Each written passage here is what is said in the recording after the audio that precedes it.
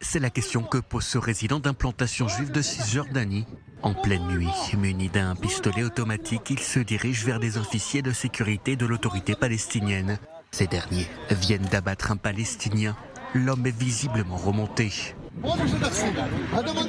La scène se déroule près de Jéricho, dans la vallée du Jourdain, en zone C, sous contrôle sécuritaire et administratif d'Israël. Très vite, les soldats et gardes-frontières israéliens interviennent.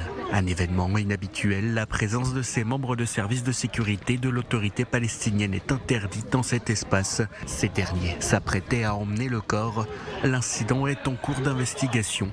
La moindre étincelle peut embraser toute la région. Les tensions sont importantes en Cisjordanie, d'autant que les terroristes qui ont tué 3 Israéliens lundi dans le village d'Al-Foundouk en Cisjordanie, près de l'implantation de Kedoumim, court toujours. Le Hamas a revendiqué la responsabilité de l'attaque qui aurait été menée en collaboration avec le djihad islamique et les brigades des martyrs d'Al-Aqsa. Les habitants des implantations israéliennes sont en colère et exigent que le gouvernement et les forces israéliennes mènent une opération de grande envergure dans les territoires.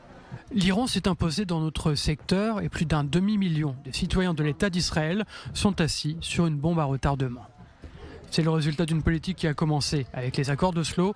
C'est aujourd'hui le moment de changer la directive. Le ministre israélien de la Défense a rencontré hier les chefs des conseils régionaux pour faire un point sur la situation. Israël Katz a affirmé que la Cisjordanie est une priorité pour le gouvernement et que la région est au bord de la guerre.